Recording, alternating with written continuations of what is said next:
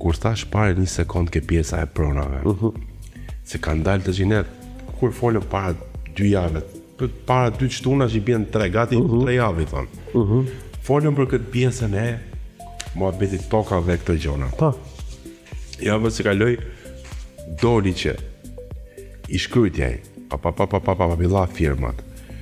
Këtë javë bombardu rjeti, kanë dalë gjithë duke folë. Dhe në të shiten pronat, të bojnë pronat, të kthehen pronat, dhe rjeti ka marrë lajmë, bëjnë lajmë të gazetarët. Që pronat s'ka shqiptarët, që kanë pronat shqiptarët, më shofim sytësh. Se do të koha fatkesish më ka dhonë drejtë dhe unë e urrej kohën që më jep drejtë, se unë s'du të kem drejtë.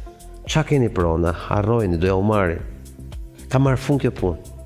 Në qofë se ju do rini të heshtur. Shtë ka që thjesht, 100.000 hektar tokë bujësore, thot shteti që pas kanë fondin e vetë. Kjo është rren. I kanë marrë shqiptarët të prona. Se a unë gjifka, e kuptove lojën. Të ke lajmë sot.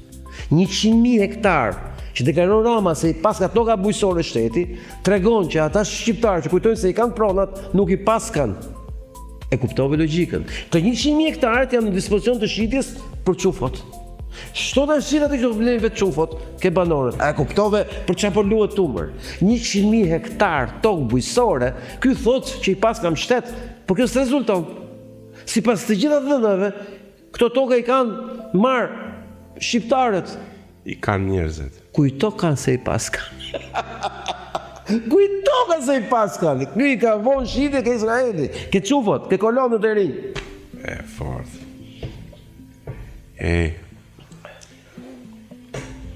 Një kena full 3 javë, po flasim prap, ju meni si doni, po. Fakt është fakt, hape rjetet edhe të veçën po flasim dhe që toka. Ne folëm para 3 javësh, të ashtu bonomi.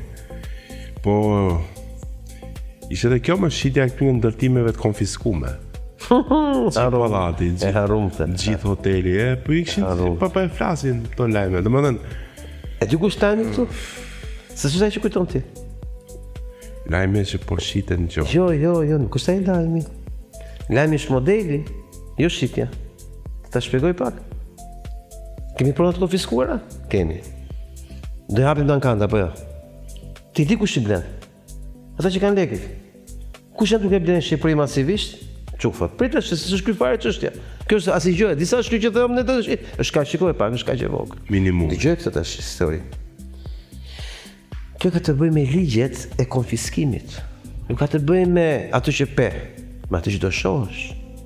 Pra, të gjitha pronat,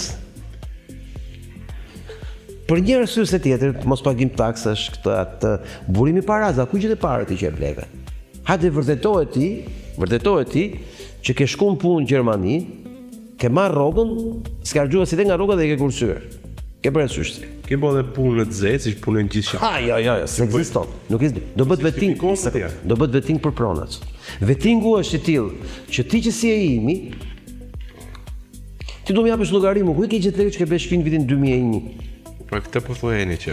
Po më fal, çfarë do të shpjegoj, do i konfiskoj. Se justifikon do të më burë edhe punën e zezë, është punë e zezë, punë e pa deklaruar me kam tjetër. Do t'i konfiskoj.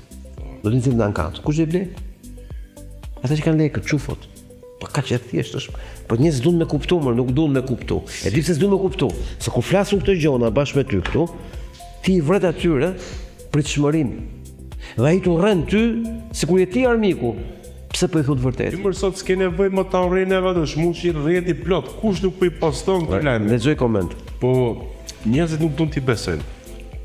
Po unë i gjoj pishmoni të burr. Kur kanë filluar më marrë me muzikë në 2001, mos gaboj, po. E pa ta vonë emrin Donenio. Të më thënë këto muzika latine. Si e burë, se punë emrin qufo, më bu disha po me lek edhe u. Të në vjetu po... Me lek? Kisha bo me lek. Pak shumë fjalla me lek. Kisha blet gjysmën e dursit minimum. Edhe me pushtet.